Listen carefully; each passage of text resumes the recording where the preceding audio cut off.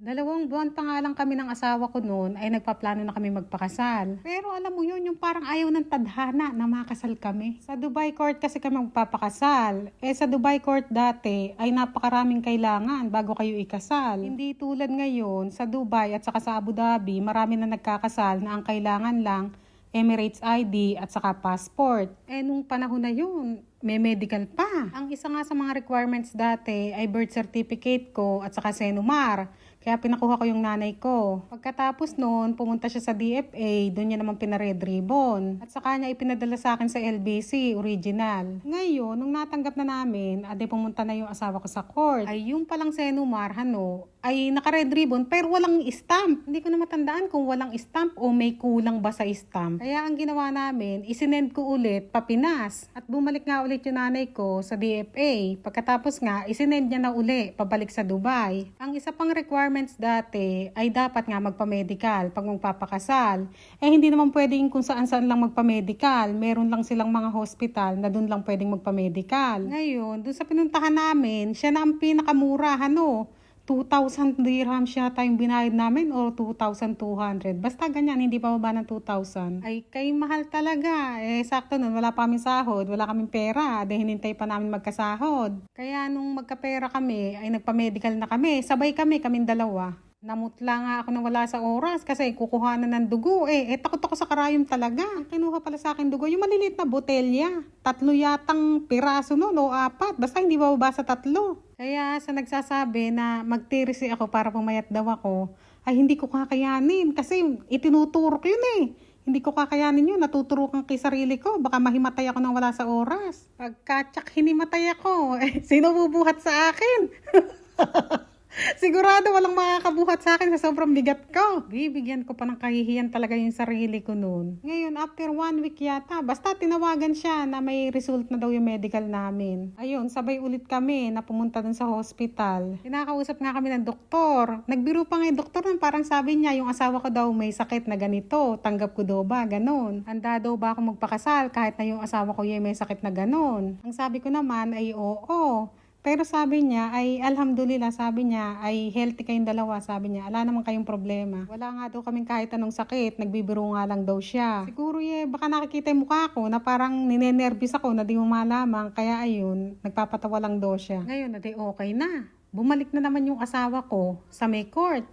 Ang kailangan naman daw ngayon, lahat daw ng papeles namin ay kailangan daw i-translate sa Arabic. Pagkatapos ngang maipa-translate, ay ganun pala, akala ko pwede na kayong pumunta, ikasal na. Hindi pala, i-schedule pa. Ngayon, meron na kami schedule. Siguro mga after 20 days ganyan, ikakasal na kami. At itong susunod na maikakwento ko pala ay hindi ito nakaka-proud Hindi ko rin sinasabi to para hikayatin kayo na gawin nyo yung ginawa ko. Ito ay naikakwento ko lang. Kumbaga kasi diba daily vlog tayo, buhay ko to, kwento ng buhay ko.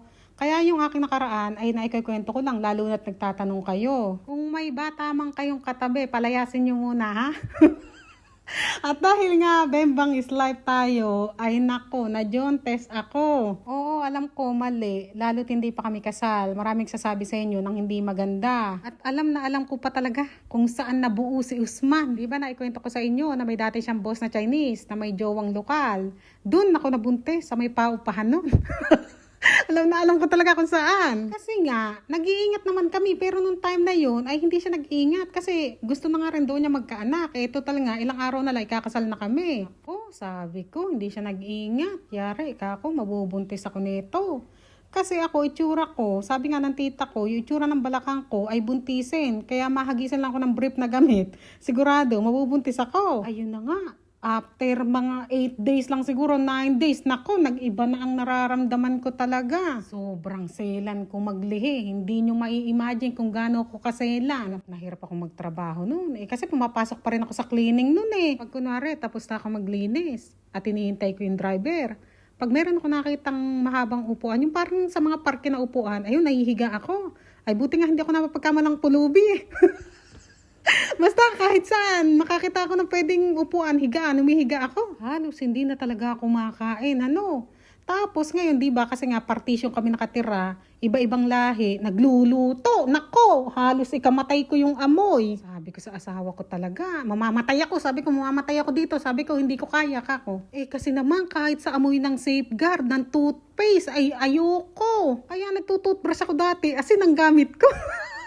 May ganun pala talaga pag naglilihi. Akala ko dati, nag-iinartile iba. Tapos suka ako ng suka. Dahil wala naman nga ako kinakain, ay halos tubig lang ang isinusuka ko. Ang asawa ko, para kumain ako, meron kasing malapit doon na nagtitinda ng mga Pilipino na pagkain bumili ng bulalo, saka palabok. Dati nung hindi ako buntis, kayang-kaya ko talagang ubusin yung isang bulalo na yon ng isang upuan ko lang. Kayang-kaya ko talagang tibagin yun, talagang tibagin. Ano yung pader?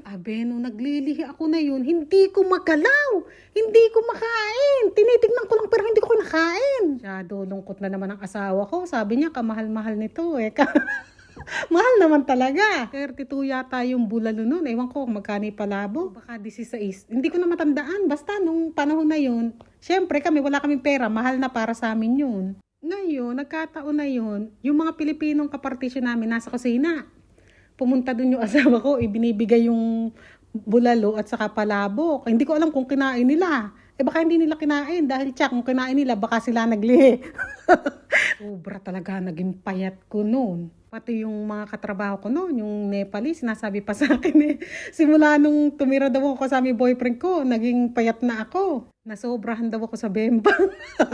Hindi ko nun masabi na ako yung buntis na naglilihi. Kasi nung mga time na yan, sa Dubai ay bawal pang mabuntis nang hindi kasal. Kaya wala akong pinagsasabihan. May pinagsabihan pala ako yung katrabaho ko na dalawa na magkaibigan silang matalik. Ayun, mabait sila sa akin yung dalawa na yun sinabi ko sa kanila. At sinabi nga nila sa akin na wag ko daw sabihin kahit kanino. Dahil baka mamaya yung mapagsabihan ko ay sabihin sa iba, mapahamak pa ako, ganun. Alam nyo, nung buntis ako kay Usman, di ba nga nasa cleaning company ako, merong mga customer na pag nagpalinis, tinutubigan, kinukloroksan, sasabunan yung sahig. Minsan nadudulas ako, 2 beses ako nadulas nun nung buntis ako kay Usman. Meron pang time nun, hindi nga ako kumakain, Ang gagawin ng asawa ko, tatanungin ako kung ano gusto ko. Ngayon sabi ko, sige, pagluto mo ko ng hipon. Tinatanong niya kung anong luto. Sabi ko, iprito mo lang. Dahil nga hindi naman sanay siya sa pagluluto-luto, nasusunog ng konti yung hipon. Sobrang galit ko talaga. Naglilihi ako nun Ewan ko, basta galit na galit ako kung ano nang masakit na salita. Ang sinabi ko, napakawalang hiya ko. Nakikita ko na lang yung asawa ko, tumutulo yung luha. Nakonsensya tuloy ako. At saka sobrang tamad ko talaga noon. Hindi ako makabangon. Hindi na nga rin ako makapasok noon kasi nga hindi na ako makabangon. Pag dumadating nga yung asawa ko, siya na lang din nagpapalit ng damit ko. Pagka siguro na maantot na ito, palitan na ito ng damit. Ngayon, hindi ko na talaga kayang pumasok kasi nga lambot na talaga ako. Ngayon, sabi ng asawa ko, kung ganyan ka, baka matodos ka dito. Sabi niya, umuwi ka na lang muna sa Pinas. Hintayin ko pa nga sana yung schedule nga ng kasal namin. Kaya nga lang, hindi niya na kaya akong pagtiisan. Ngayon, ang problema na lang, paano ko uuwi? Yung passport ko, nasa trabaho kasi kinukuha nila yung passport Kaya ang ginawa ko na lang, kasi ilang araw na rin ako hindi pumapasok noon linggo na rin yata yun. Nagsinungaling na lang ako na may problema sa Pinas, kailangan ko umuwi, ganito, ganyan. Ang may-ari nun ng cleaning company, Irani. Tapos buti na lang talaga pinayagan ako, pero pinabayaran niya yung nagastos sa visa ko. 6,000 dirhams ang kailangan bayaran. Ang sabi pa nga niya sa akin, ibaba niya daw ako. Ang sabi ko naman okay. Kasi nga, uwing-uwi na ako. Hindi ko nun masabi na buntis ako dahil baka mamaya ipakulong pa ako. Ayun na naman, kailangan na naman pera, 6,000 dirhams. Buti na lang yung asawa ko nung time na yun, nakilala niya yung Indian. Inopera niya yung asawa ko dahil alam nga ng asawa ko yung trabaho sa mga bisa-bisa, ganyan, sa mga company. Bibigyan daw siya ng komisyon, ganun, pagka may trabaho. Kaya dun siya nakahiram ng 3,000 muna na pambayad sa bisa ko.